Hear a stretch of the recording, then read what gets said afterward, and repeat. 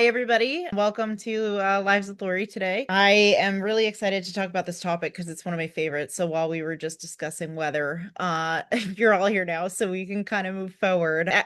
As you know, what we're going to be touching base on today is increasing communication and consistency in shelter about how we're communicating with one another. And the reason this is one of my favorite topics is because if you've known me by this point and following and being in the Facebook group and everything, I feel like the more we can communicate, the more ways that we can standardize and create some proactive planning alleviates a lot of stress and situations that we then have to kind of solve on the fly. In shelters, we're solving things on the fly basically all day, every day. So when there are systems that we can put in place that increase our ability to tackle things proactively, those are always going to be some of the things I want to promote and talk about. And when it comes to communication in shelters, I have found it to be very challenging. And again, it depends on the sizes of the shelters, but even if you're in a small shelter that has a staff of 8 or a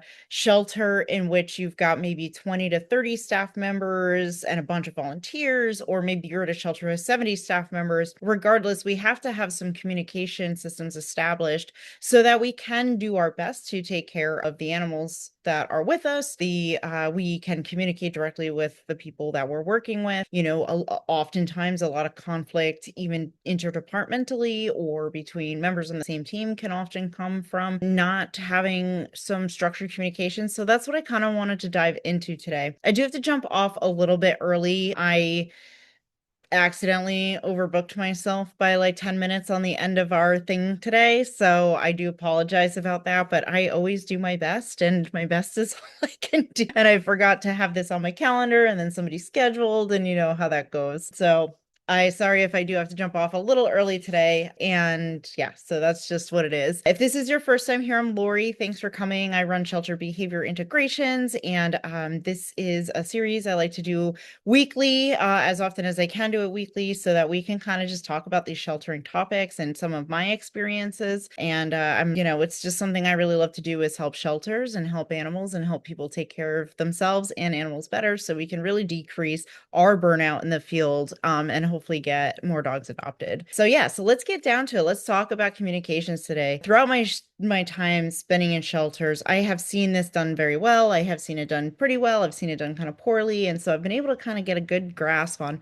some things that can really help us. So when I'm thinking about what are some of the challenges that I see in shelters that many of you are probably already familiar are when we have a long shelter day and there's a shift change. So what we see is that there are things that happen in the morning, whether that's an animal's behavior, or it might just be you've discovered that an animal really likes to have chicken instead of fish, to take their medications, or whipped cream instead of peanut butter. We may have things as important as an electrician is coming in the afternoon and the morning shift was told, and then forgets to communicate that to the afternoon shift, and the electrician has to get into the kennel area, and that screws up your play groups and etc. So things like that happen. Maybe there is a dog who went off site for a medical thing and is not coming back, and we don't know what time it is, right? So we sometimes, in that gap between the AM shift and the PM shift,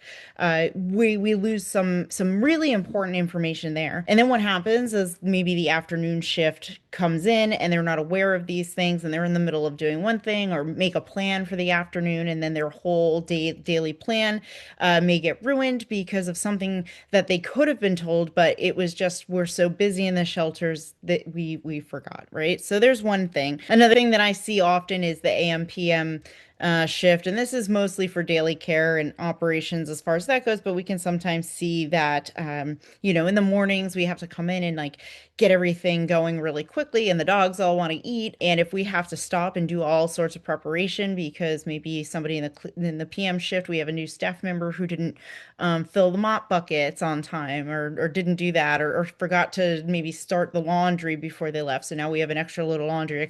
These are sometimes where I see some frustrations build up between and internally in teams and between each other, because oftentimes we feel like I can't believe they didn't start the laundry, but it's possible that the PM shift doesn't understand how even just having one extra load of laundry like done already before the AM shift gets there can already take like gives them more time to spend on those morning tasks, right? Some other things that I will sometimes see is like in internal chat messages. So we have folks who are communicating primarily through maybe Slack channels, or we have like Microsoft Teams is another really popular one, and something gets put in a Teams chat, but say the message gets mixed in with a bunch of other messages. So sometimes we'll see that something very important is in a chat, and a conversation starts and it diverts into one thing, and then that kind of hangs out there, and then other conversations start. And so that really important information that everybody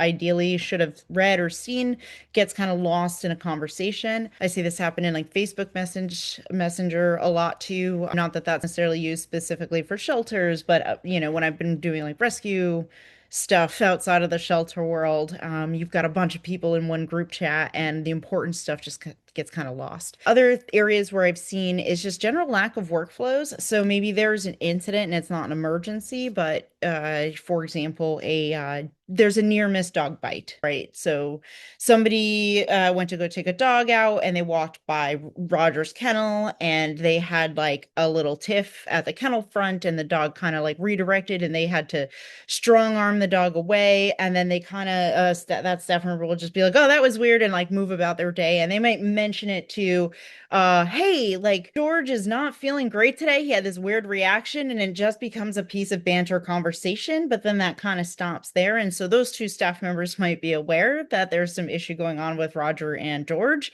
but that's not conveyed to everybody else. And then a volunteer maybe comes in later that afternoon and does the same thing, and they get into a kennel fight, and then somebody may get bit, right? So I have seen that where it just kind of there's discussion about a dog's behavior, but there's no real action point or steps to follow up with that. And again, that comes back to communication, right? Some other stuff, the other two that I think are really big ones is confusing or inconsistent language about how we're talking about dogs. One word that I see confused quite a bit in sheltering is redirect. It's used in a dog is barking at a another dog, and so I use some treats to redirect him away. But then I will also see that same term used to say like so and so redirected from a they were walking by a kennel and he was barking at that dog and then redirected. And it's sometimes these words, or that dog was really aggressive or spicy, sassy. Sometimes we end up putting labels on things, and that can create some confusion because those are subjective language. They're adjectives to describe some things, but when we're looking at wanting to have a really clear idea of what happened, we want to see that picture painted. And so if we have different team members using different language, that can be very confusing. So another one I often see in shelters is dominant. That dog was being very dominant towards another dog. If I asked all five of you, they're all on this chat right now, what you would picture a dog being dominant with another dog would look like, I think you would all probably describe something slightly different. So really getting to a place with our staff and our crew and our volunteers where we're all talking about things in a very similar way. I've had an experience where somebody's like, oh yeah, that dog's really fearful, and I'm thinking shy and shut down. And I go to walk into a kennel and that dog's like full teeth coming at me, and they're like, well, they're scared of people. And I'm like, yes. So an idea in my head of a dog who is fearful, I think shy, and in somebody else's idea, a fearful dog might be a dog who feels the need to protect themselves, right? So we want to kind of get rid of some of that murky language. The other types of communication and language that I'm talking about in shelters is departmental specific language. So especially from behavior, we use a lot of dog trainer lingo. So I asked somebody about, you know, Alexis, I'll check your comment in a second. I will talk to somebody about desensitization. And in my head, because I have spent, thousands of dollars and many years working with dogs and going to conferences and studying scientific language and learning theory and all these things. My understanding of desensitization is like a systematic desensitization where we're approaching a specific thing with a layered plan, and we're doing gradual exposure where I've gone to shelters when they're like, oh yeah, I worked on desensitizing this dog to grooming tools. We put him in the bathtub and then we fed him treats while we were grooming him, so there's no like strategic actual plan. So to that person, that label of desensitization means something very different to like the actual scientific terminology. So when we're utilizing language in shelters, it's really important. One for me is medical, right? When I'm talking to people in the medical department, I do not come from a medical background. It has been a learning curve for me. I've had to do extra additional learning, especially as I've started like doing a lot more consulting and taking on leadership roles within shelters to kind of understand when a veterinarian is saying something like, oh, I don't know. See, this is like, oh, we have to do a blood draw for blah, blah, blah. And I'm like, okay. And I don't know what blah, blah, blah actually means, right? Like whatever that thing that they're looking into. Like for them, they're like, well, obviously I'm doing a blood draw for this because I saw this symptom.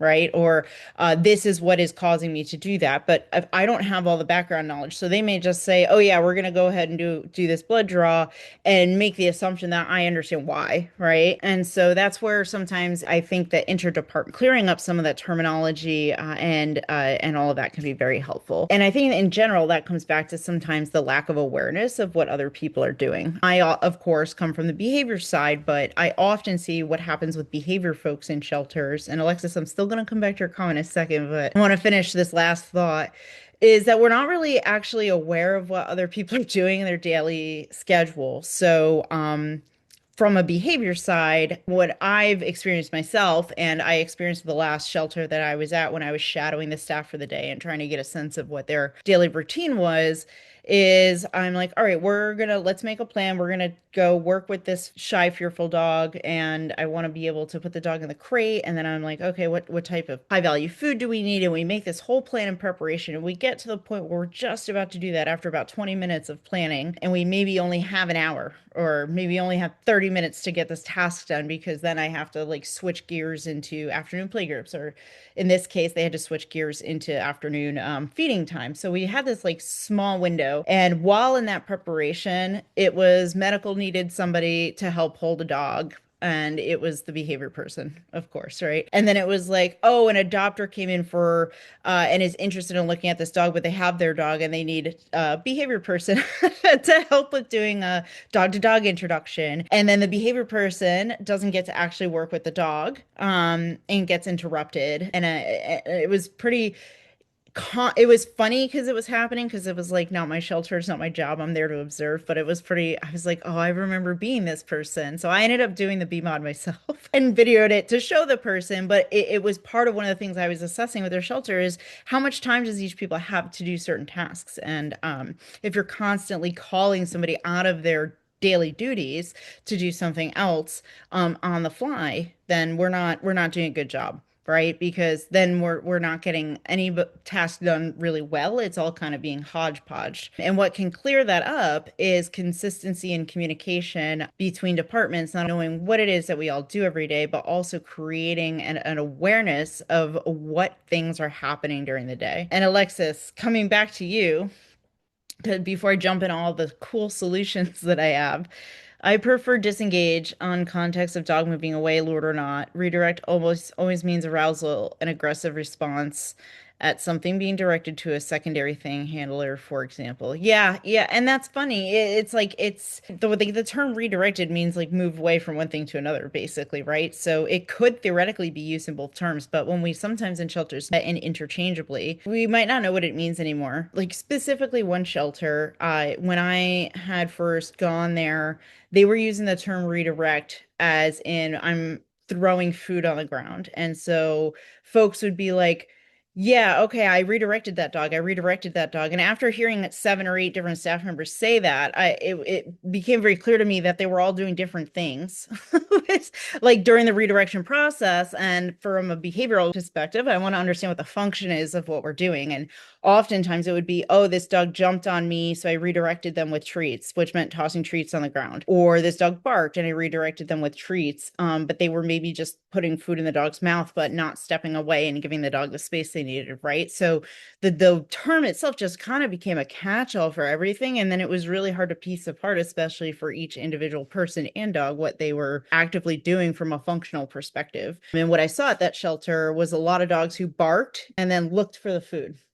Because they're like, I barked at that dog and I'm expecting my food. And another one was, I'm gonna jump on you, and if you don't give me the food that I'm used to getting now, I'll bite you. And then when that happens, then you throw food at me to redirect the dog off, and it becomes a learned behavior. So that was a fun one for me to kind of untangle that. Oh my God, the behavior department, at least at my shelter, helps every other department. That isn't the case for all the other departments. I don't think they realize it's happening. And I think that it's good they're calling behavior because they understand there's awareness that they need assistance or they want to provide a lower stress experience. So it's really hard because I don't want to give them flack for that. Like, call me. But also, maybe we can set aside some times in which you guys know when I have an open window to be called. And that comes from the communication preemptively. So that's kind of what I wanted to talk about. So let's just start with the interdepartmental stuff because I think that's where a lot of shelters do really have the most significant challenges. And I think what we can do with that is two things. One is rounds. Like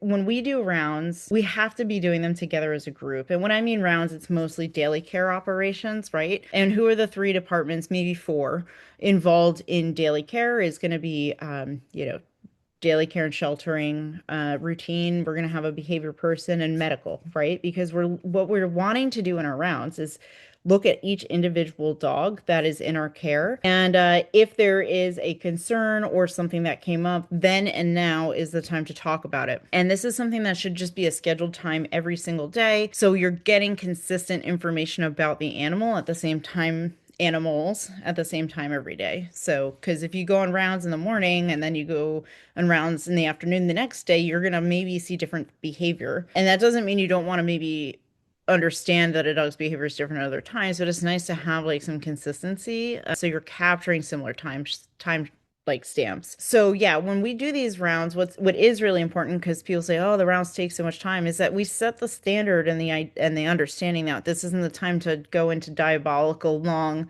essay format conversations about dogs and learning theory and if you could do this or could do that. It's like a good example would be when we'd go through rounds, we actually had one of the shelters, actually a couple shelters that I've helped implement this at too, is we just have a whiteboard. So if there's any concerns or happy tales, like good notes, we want to like have a whiteboard or a notebook, and that gets kind of written there. And we go on rounds, we just read through. And what that can do is help us put eyes on very specific dogs, but it's initialed. So I can then also go ask the person, hey, can I ask you a little bit more information about this? And then you're standing there as like a trio team and you're getting all that information at the same time and you say thank you and they can go back, right? So that person doesn't have to stop what they're doing to go write something in a computer or go find a department lead or whatever. They can actually just write it really quickly down. And so that's really helpful. And what I usually say is if you're standing there for more than a minute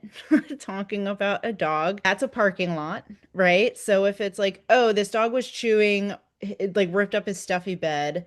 Can we give him a crayon to bed instead? Right? We're just checking off the things that we can do really quickly. And if we're getting to a point where it's like, okay, well, this dog's experiencing a lot of kennel stress, and so we started him on trazodone 2 days ago. We're not really seeing any big changes. We could try to add him on an extra enrichment schedule. We could do this, but if we're getting to a place where we're now sitting here and be like, well, we tried this, we tried that, we tried that, that sounds more like a pathway discussion versus a triage discussion. And so that then gets moved to a different thing. So when you're going into rounds, you want to make sure you have that clear criteria of what are we talking about? What is the goal of our rounds? And if it's something that then gets elevated, that's when we bump that to something else. Of course, we immediately triage if we can de-stress the animal in any way, but we're really looking to just kind of bing, bang, boom and do general population rounds. So when it comes to the interdepartmental meetings, this is, I think, something that most shelters don't do, and I would really love to see it happen more often,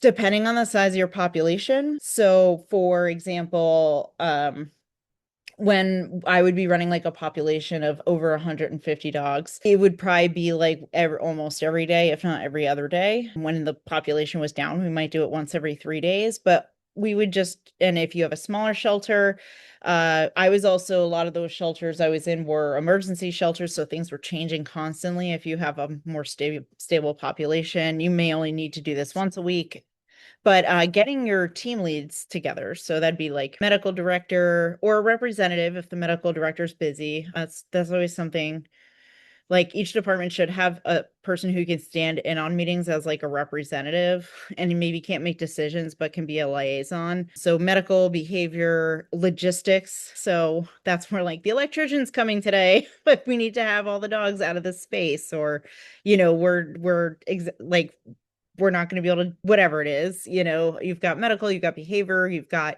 your adoptions people, you've got basically everybody in every department coming together and saying, hey, on Tuesday afternoon, when you got like, we have this coming, and we like, this is the time that the exterminator is coming and needs to walk through the rooms, or on a Thursday afternoon, we have a big tour group coming through and it's big donors. And so we need the dogs to be kind of quiet, or, whatever it is, or we have photo shoots, adoption photo shoot person is coming in, and, whatever these kind of like out of the ordinary. So yeah, there's still technically operations, but they're kind of happening in silos and at random times. Those are when we need to communicate to make sure that everybody in every department's aware. So if they have, like on Wednesday evening, we're getting a whole slew of new dogs. So we're gonna be under quarantine. We're gonna have all this stuff going on. So the medical department and the animal care department might be like really on page about that. But then you've got,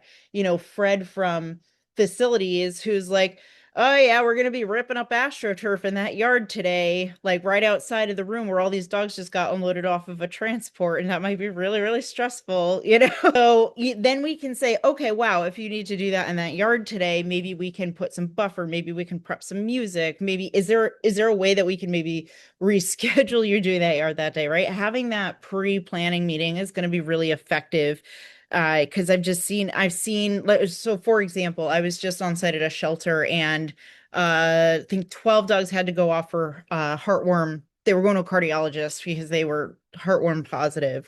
It was like a population of dogs that came in, and uh, that for some reason it was communicated to one person on the team who was in the sheltering side, but the morning crew didn't get, like, should have been in early, and then they weren't aware if the dog should be fed or not, if they should be given their regular medications like their gabatraz, or if they should be holding medications, right? So now it's like 6:30 in the morning, and the animal care team is trying to figure out, like, do I feed the dogs, do I medicate the dogs? Now we have to wake up the medical director at 6 in the morning to get an answer about this, right? And it's just like, these things can be avoided. Gabatraz, yeah, hashtag hashtag chill protocol. Yeah, so these are those things. So those interdepartmental meetings are really important. I suggest doing them at least once a week. And yeah, Alexis, I love going on rounds too. I think that depending on the shelter, who is on the rounds team is going to be really important. So like a volunteer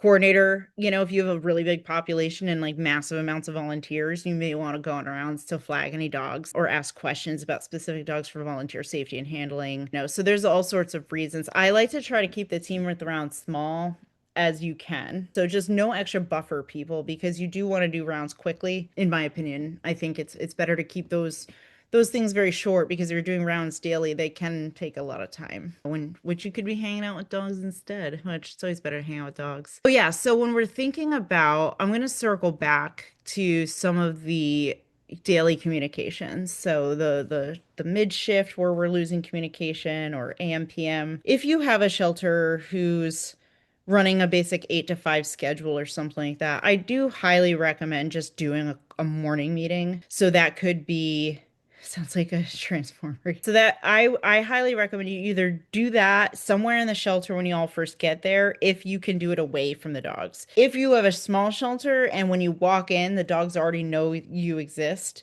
and you're in the building, uh, we definitely like want to maybe feed them, do our welfare live check. We want to, do the immediate things first, come back, and then we can go into daily care. But we can have that 10 to 15-minute meeting. And that is just going to be let's get everybody on the same page. And this might be just in your singular departments. This might not be like a whole shelter communication channel, but I want to definitely be able to come together with my team in the morning and say, okay, as a team lead, I know that medical's doing surgeries today, and the outreach and social media team is going to have somebody here taking photos of the puppies and all this. So we want to give our staff members like this idea that there are going to be these times in a day where they will be interrupted from maybe what their daily normal things are, in addition to giving them updates about the dogs. And again, it comes back to it is much easier for me to look at my afternoon and say, I have all these tasks to do, and I want to make sure I get this dog out for this amount of time,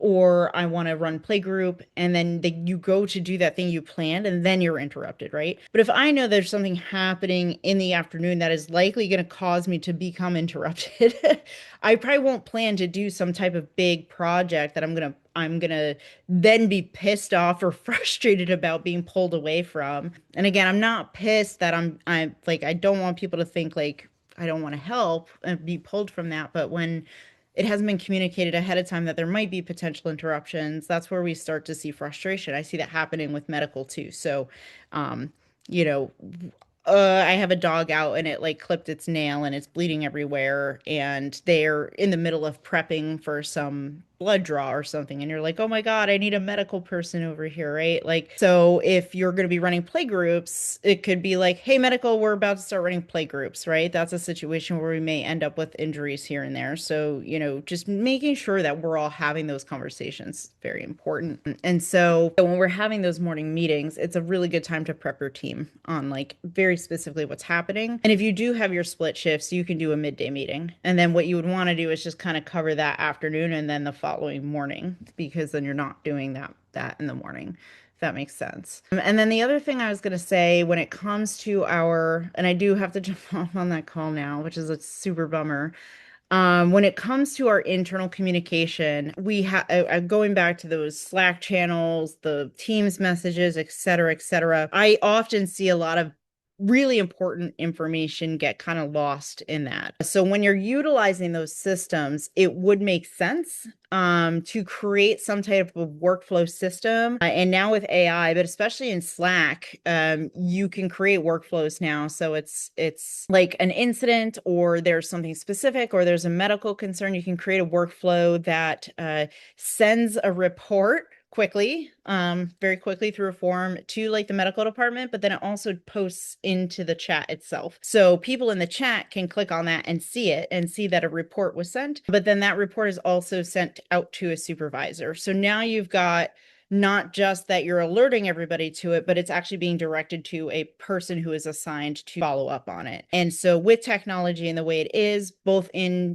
I haven't done it too much in Teams, but definitely in Slack, and a couple other of the messaging apps, I have been able to figure out how to do these workflows in which that you're writing something and it can flag certain words. So like a dog bite, and it might highlight it and then ping that to somebody who can then follow up on it so it doesn't get lost in that. Emails are great, I think, for bigger projects or when we're first kind of looking at strategic planning things, but when it comes to daily, like people aren't checking their email every day anymore. So I think we need to get out of our inboxes. I also think emails are very time consuming. So unless it's something external, you're talking to a member of the public or something like that, or it's some type of a, longer term strategic planning project where we're talking about stuff in between planning meetings, that's a good space for emails. But the group chats and channels are really great for that immediate communication, but we just have to be careful about really important data getting lost in there. So Thank you guys so much. I'm sorry I have to split so quickly today. I hope this was helpful. If you guys have any questions, please post in the group. I definitely love talking nerdy efficiency and systems and communication gaps and how to fix them. So if you have a particular thing at your shelter, always happy to troubleshoot that in the group just for fun. So, and then what's great about the group is other people might be able to chime in too and help. But yeah, communication is so important to make sure everybody stays safe and we're consistently giving a really high standard of care to the animals and also for the people. So thank you all for joining today. And next week's topic is going to be about safety in play groups and some of the most common mistakes I see. And that'll be a fun one next week to dive into as well. And I'll have the whole 45 minutes. So, all right, guys, you have a good rest of your week and take care. Thank you so much. Bye.